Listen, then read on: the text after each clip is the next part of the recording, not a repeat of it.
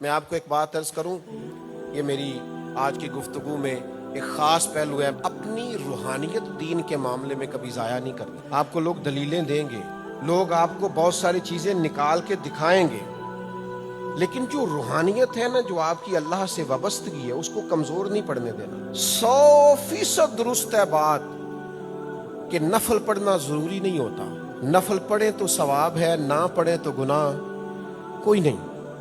اس لیے ڈھیر سارے لوگوں کو نئے نئے اسکالرز نے نفل پڑھنے سے روک دیا ہے، غیر مؤکدہ سنتیں پڑھنے سے روک دیا ہے۔ میں بالکل کھلے دل سے کہتا ہوں کہ نفل پڑھنا ضروری نہیں ہے، نہ پڑھیں تو کوئی گناہ نہیں، لیکن اگر پڑھیں تو پھر اللہ پتہ قرآن مجید میں کیا فرماتا ہے، وَمَن تَطَوَّعَ خَيْرًا فَإِنَّ اللَّهَ شَاكِرٌ عَلِيمٌ۔ رب فرماتا ہے جو اپنے پاس سے نیکی کرے گا نا، یعنی اللہ نے فرض نہیں کی، ضروری نہیں کی، یہ قرآن مجید ہے، جو اپنی خوشی سے نیکی کرے گا یا اللہ اسے کیا ملے گا، فرمایا فَإِنَّ اللَّهَ شَاكِرٌ، بے شک اللہ اس کی قدر کرے گا، اللہ کو قدر کرنے والا پائے گا، شاکر علیم، اور جاننے والا پائے گا۔ اپنے پاس سے نیکی کرو گے تو پھر رب قدر کرے گا تمہارے نفلوں کی۔ یہ تو آیت ہو گئی۔ اب بخاری مسلم کی مضبوط ترین حدیث، صحیح سند، صحیح روایت، صحیح متن، حضور فرماتے ہیں، اللہ فرماتا ہے بندہ نفل پڑھ پڑھ کے میرے اتنا قریب ہو جاتا ہے کہ میں اس کے ہاتھ بن جاتا ہوں، میں اس کے پیر بن جاتا ہوں جس سے چلتا ہے۔ رب فرماتا ہے میں اس کی آنکھیں بن جاتا ہوں جس سے دیکھتا ہے، میں اس کی زبان بن جاتا ہوں جس سے بولتا ہے۔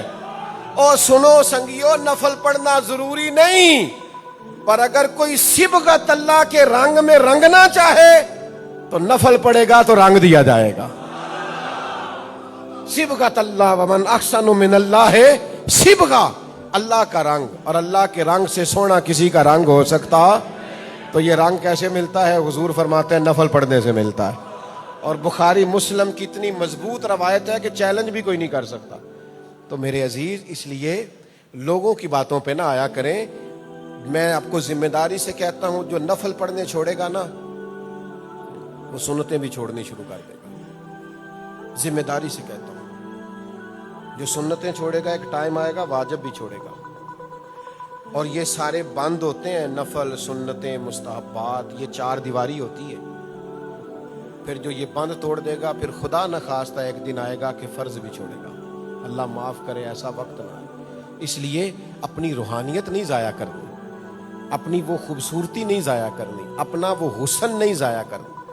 وہ جو نفل سے، عبادت سے، ریاضت سے نور پیدا ہوتا ہے، وہ نور ہمیشہ قائم رکھنا ہے۔ یہی قربانی کا فلسفہ ہے، یہی حج کا فلسفہ ہے، یہی عبادت کا فلسفہ ہے، یہی خدمت کا فلسفہ ہے۔